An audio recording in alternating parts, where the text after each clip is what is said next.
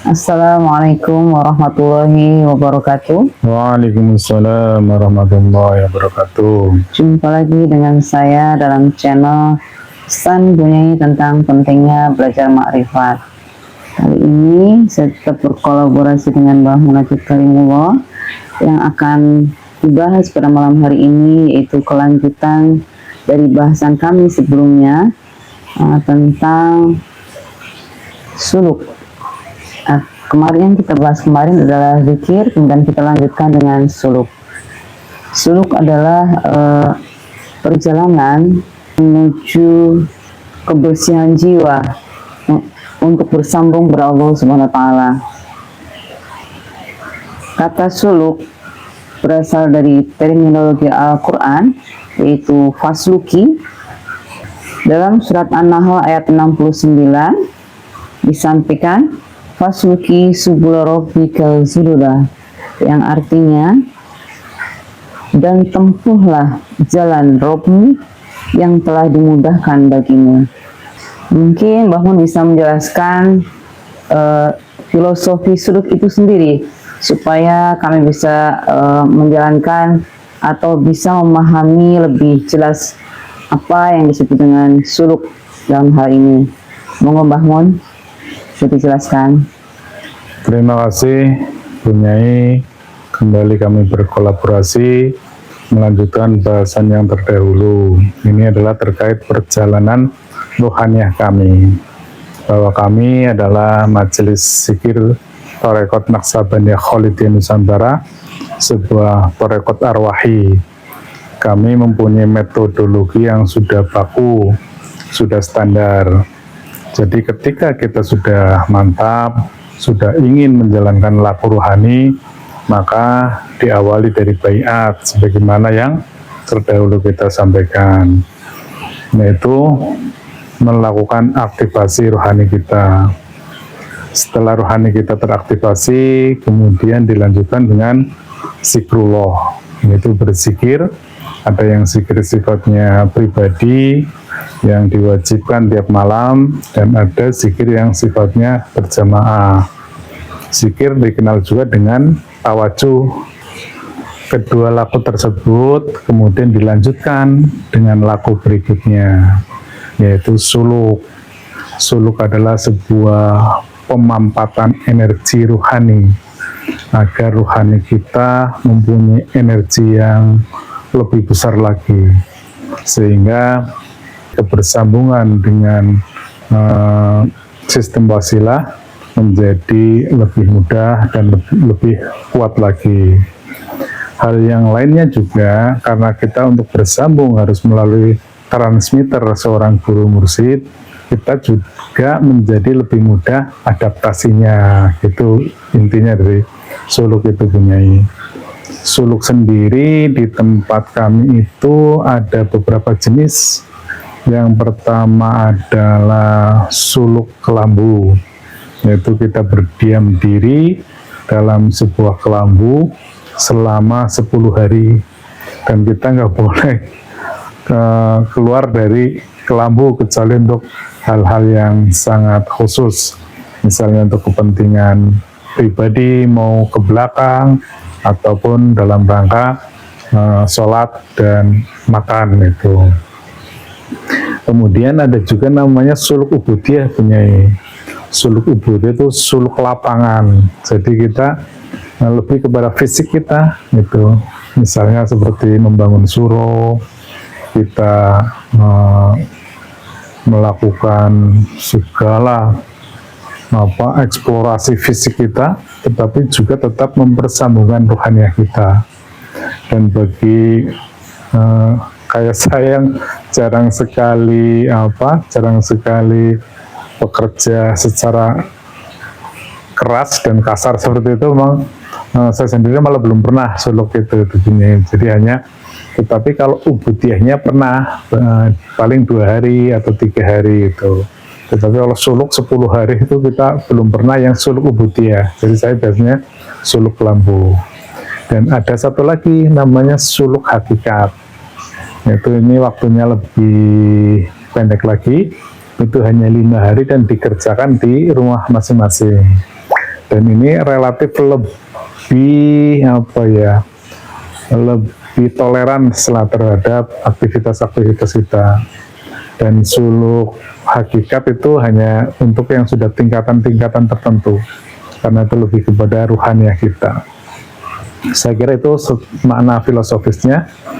Mungkin kita lebih menggali lagi bagaimana pengalaman-pengalaman batinnya kita ketika bersuluk. Silakan bunyi dulu apa saya dulu? Silakan monggo. Ya, mungkin saya sedikit menambahkan bahwa filosofi yang sudah disampaikan oleh Prof. Muhammad tadi adalah intinya adalah bagaimana kita berzikir kolbu yang terbimbing. Jadi masing-masing akan berbeda walaupun dalam satu angkatan suluk, berbeda amaliyahnya, dan berbeda juga pengalaman ruhaninya. Yang saya rasakan demikian Mbah Munajat. Itulah jalan menuju kita mengasah jiwa kita untuk lebih dekat kepada Allah Subhanahu wa taala. Karena hanya aku dan dia ketika zikir adalah betul-betul penyaksian diri kita bahwa zikir yang kita amalkan itu tidak mudah seperti kita zikir biasa gitu, zikir syariat maksudnya, seperti yang laku sebelum saya masuk dalam thariqah ini. Zikir kolbu ini betul-betul yang zikir membersihkan dan kita menyaksikan. Jadi kalau memang kita ada momen-momen ketika kita zikir dalam hitungan yang memang harus tercapai, itu di tengah dalam zikir itu ada aja gangguannya gitu ya. Ada yang tasbihnya macet lah, nggak bisa jalan, kemudian tangannya kakunya luar biasa gitu ya. Jadi di situ yang saya alami adalah pasti ada sesuatu, kita harus selalu beristighfar dan minta bimbingan sama guru rohani kita supaya kita dapat menjalankan laku zikir itu dengan lebih baik gitu. Jadi di situ kita bisa menyaksikan bagaimana hikmah dari sedekah. Jadi sedekah itu terbukti ketika kita misalnya pada saat pikir tasbih kita itu mongkok terus gitu ya, itu di luar nalar kita, memang tangan kita kaku, itu di luar betul-betul tangan kita. Kemudian ada yang kaki dulu pikir itu sakitnya luar biasa, ini juga di luar nalar kita karena awalnya biasa-biasa saja, kemudian ada seperti itu. Jadi memang kita harus betul-betul dalam kondisi yang 0 ya, 0,00 ya Mbak Munajat ya. Artinya betul-betul yang tidak memikirkan apapun kecuali hanya zikrullah, hanya Allah. Niat tulus kita terbalas sama Allah itu bisa dibuktikan dalam suluk gitu. Itu pengalaman saya Mbak Munajat. Benar sekali yang disampaikan Bu Nyai, bahwa masing-masing itu diperjalankan sesuai dengan amal ibadahnya kali ya mungkin ya Bu Nyai. Tetapi pada intinya adalah ketika kita bersuluk adalah bagaimana kita dapat bersambung ke tali wasilah. Intinya adalah itu. Untuk dapat bersambung ke dalam sistem wasilah, kita harus melampaui batasan-batasan akal rasional kita. Dan ini pun baru tahu setelah kita menjalaninya. Pada saat itu ya kita sama sekali nggak paham. Jadi sekali lagi saya sampaikan, saya agak sedikit horor Bu Nyai, tapi mungkin sebagai bagi-bagi cerita saya ceritakan aja deh, biar inilah artinya ini kan ilmu untuk mencari Tuhan itu ya. Jadi orang masuk sini memang harus benar-benar serius itu. Kalau hanya sekedar coba-coba ya mendingan nggak usah gitu. Jadi sebagaimana yang telah saya sampaikan di konten terdahulu, jangankan suluk, zikrullah aja yang hanya beberapa jam aja saya sakitnya luar biasa.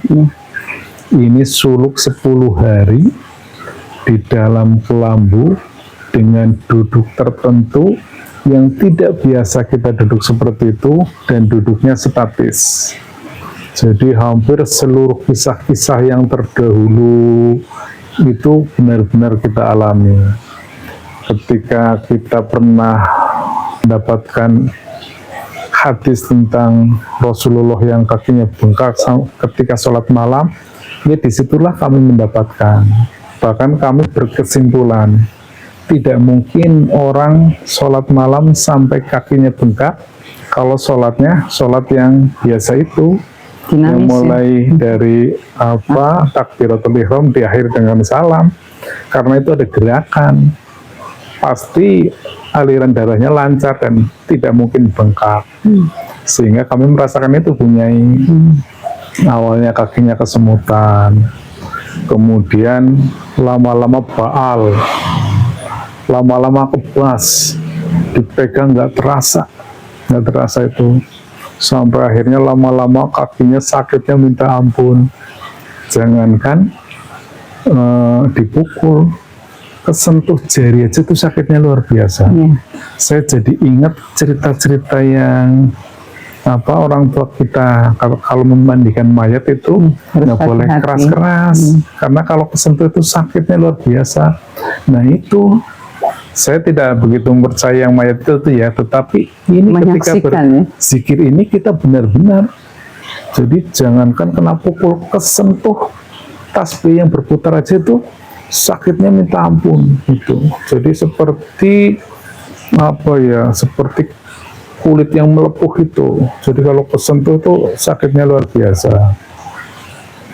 Kemudian berikutnya, saya banyak sekali punya ininya, peristiwa-peristiwa itu.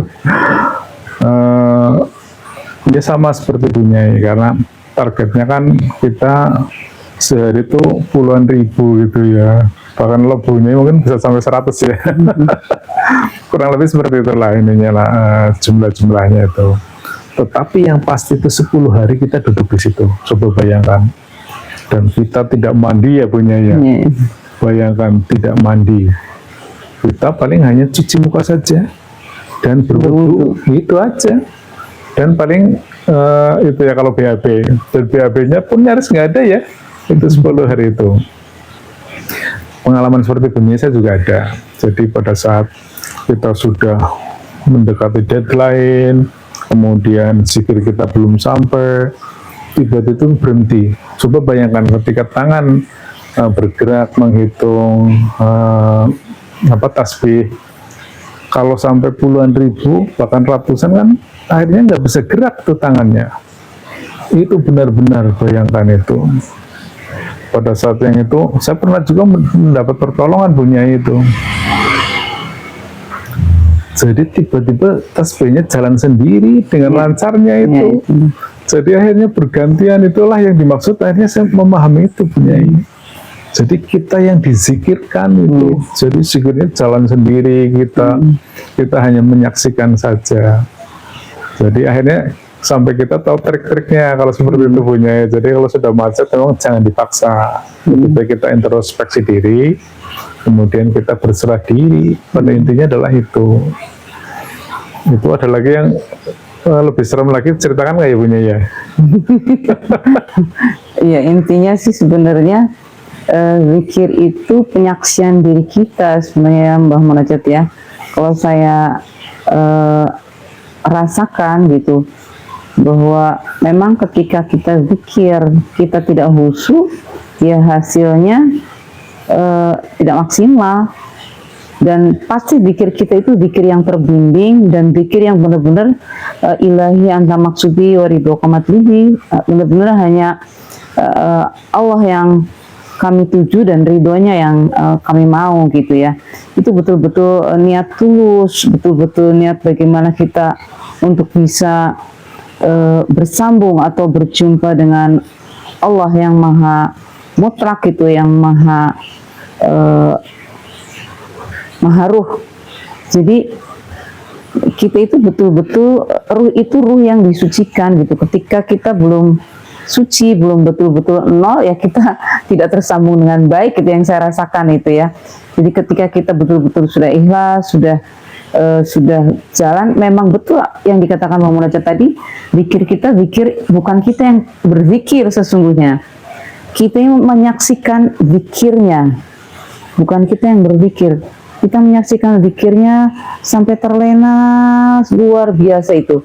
Kalau sudah menyaksikan itu tuh luar biasa. Ya, saya jadi ingat ini punya itu.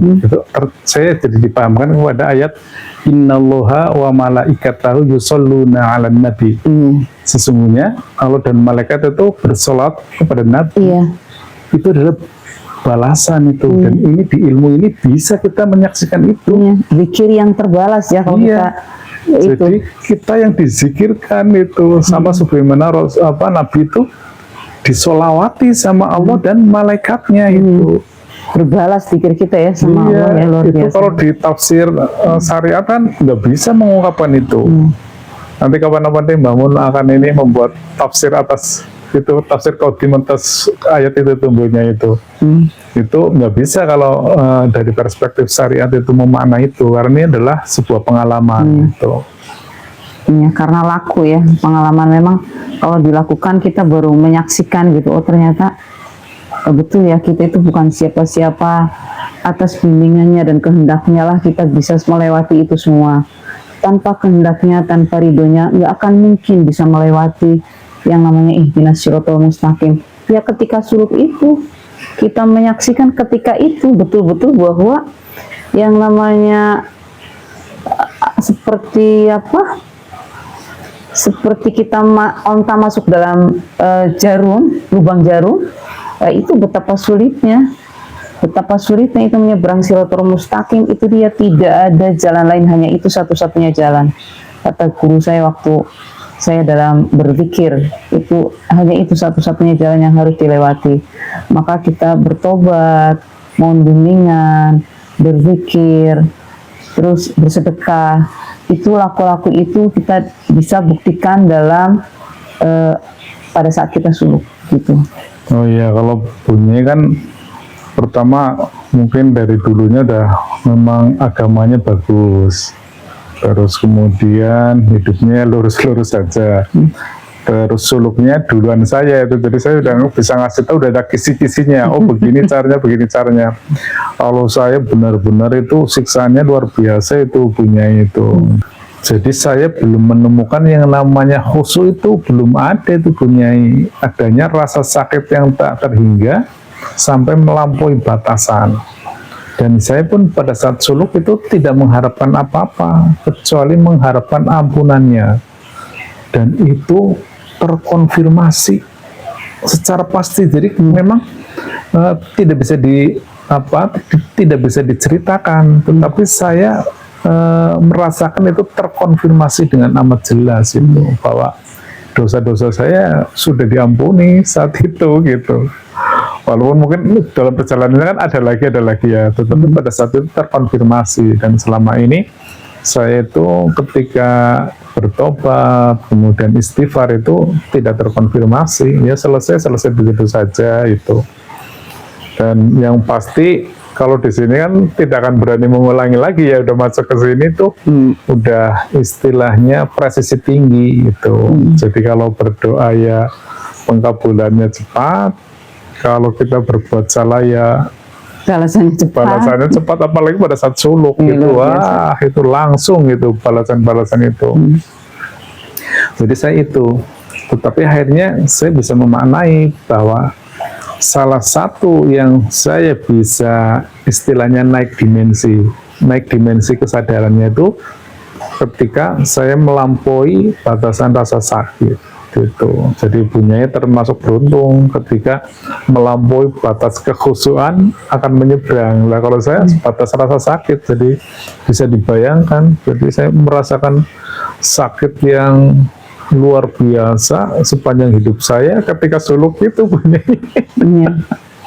Padahal saya kakinya pernah patah juga itu, yang dipijit sampai luar biasa itu kalah sakit sama itu.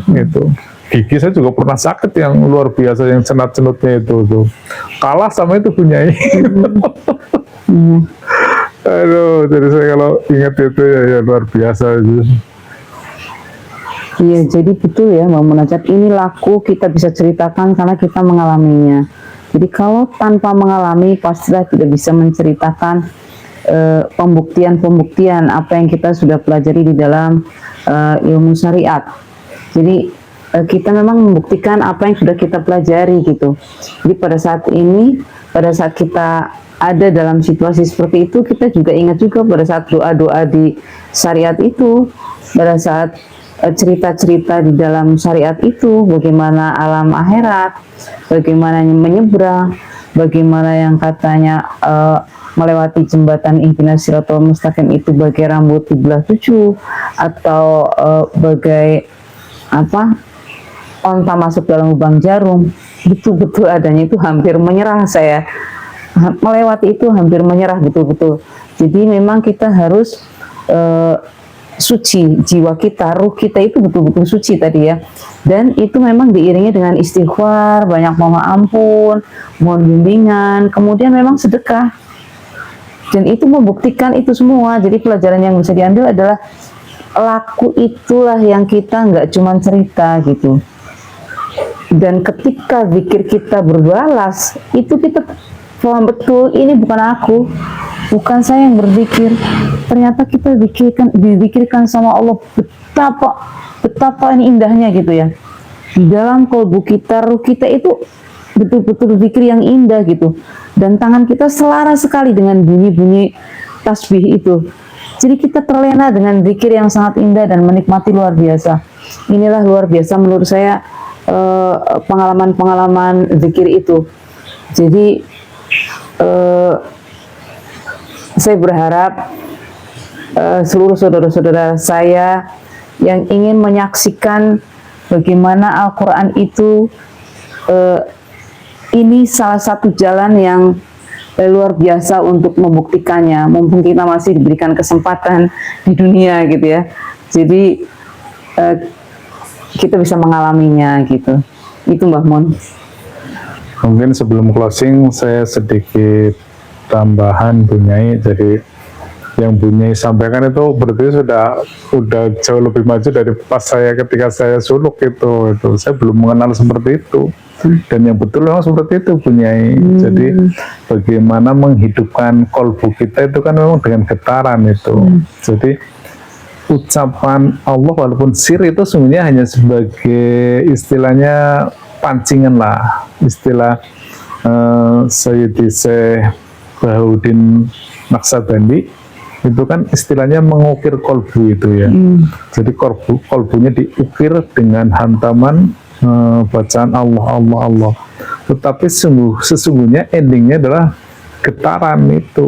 Jadi bagaimana menggetarkan kolbu kita, karena sebenarnya sistem getaran itu yang nanti akan bersambung kepada sistem wasilah itu.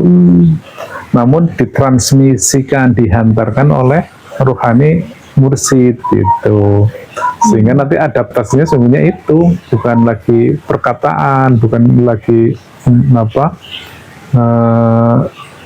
yaitu kalimat-kalimat, sudah bukan semuanya getaran yang mempersambungkan itu. Mungkin ada satu lagi yang kisah horor ya, saya sampaikan aja nggak apa-apa itu. Jadi pas zikir itu tubuh saya itu terangkat dan kemudian kayak dibanting itu Bunyai. Aduh mungkin saya dosanya banyak kali itu. Jadi saya seperti itu Bunyai. Dan kalau diteruskan katanya ya ada fenomena-fenomena yang aneh, tapi saya nggak mau, memang saya tidak tertarik dengan fenomena-fenomena itu. Jadi ketika ada fenomena muncul, saya hentikan di zikir saya, udah saya akhiri aja, karena saya memang tidak tertarik gitu dengan fenomena-fenomena. Saya lebih pada bagaimana mengolah rohaniah saya gitu. Ya, ada juga yang ini Mbah Munajat, pengalaman saya yang luar biasa itu tadi, setelah zikir terbimbing itu, yang zikir bukan diri saya, tapi malah saya bukan posisi tidur, tapi saya berjumpa dengan almarhum ibu saya, almarhum bapak saya, almarhum mertua. Jadi orang-orang yang sudah berpulang itu saya ada di dalamnya gitu, artinya bersamanya, dan rasa berkomunikasi di dalam ruhnya, kita berkomunikasi dengan baik seperti di alam nyata gitu. Ya seperti di alam nyata, dan beliau tersenyum bahagia, dan saya merasakan kebahagiaan beliau gitu. Saya merasakan, dan saya tidak sadar bahwa beliau sudah tidak ada. Jadi saya merasa di alam yang betul-betul bersamanya gitu. Ada kakek nenek saya juga, dan beliau tersenyum-senyuman. Beliau itu seperti kita dalam cerita di dalam alam nyata. Itu yang luar biasa saat saya suluk pertama. Ini juga saya minta akan saya ceritakan ya Mamun. Saya berizki bersuluk itu, ini tidak, artinya gini, pada saat saya berniat suluk pertama, itu kita sudah kirimkan pakaian saya, koper saya semuanya. 1 jam sebelum berangkat, saya ada halangan karena belum berizki ya. Saya tidak bisa berangkat, itu nyata betul gitu. Padahal itu dalam proses menunggu Grab. Jadi hanya mungkin 1 jam lah ya untuk berangkat itu. Kita sudah mandi, sudah siap untuk berangkat. Itu gagal itu bangun ya. Waktu itu kan kita mau suluk bareng ya. Ada saudara sepupu yang meninggal ya. Iya, kemudian saya tertinggal karena ada saudara sepupu saya seperti adik kandung saya sendiri, karena anak dari tante saya yang paling besar dan dulu bersama-sama saya gitu. Itu kesimpangan jalan yang menunjukkan bahwa tidak mudah sebenarnya orang dalam perjalanan spiritual ini, dalam perjalanan menjalankan Thariqah Naqsabandiyah Kholidiyah ini. Jadi memang unik-unik. Jadi kita memang benar-benar harus tulus, ikhlas, dan itu harus sabar juga. Ketika kita sudah rasa tulus, ikhlas, merasa sudah prepare semuanya, dihantam sama itu. Saya sudah prepare semuanya, sudah prepare. Tiba-tiba injury time, 1 jam lagi lah tinggal itu. Nggak bisa jalan, nggak bisa dilanjut untuk suluk saya. Kemudian untuk suluk yang kedua, saya nggak ngomong-ngomong lagi, dan saya tidak bercerita sama siapapun. Tiba-tiba besok saya daftar, saya harus jalan, saya jalan. Karena itu tadi ketika bocor nggak jadi gitu ya. Jadi menyaksikan bahwa tidak semau-mau kita dalam ilmu ini, itu ketika belum dikehendakinya maka itu tidak akan pernah terjadi gitu. Itu Mbah Mun ya, yang pengalaman saya. Saya kira itu yang bisa kami sampaikan, pengalaman-pengalaman kami. Mohon maaf jika banyak hal yang kurang berkenan. Akhir kata, Ilahi anta maksudi waridho kamatlubi. Wassalamualaikum warahmatullahi wabarakatuh.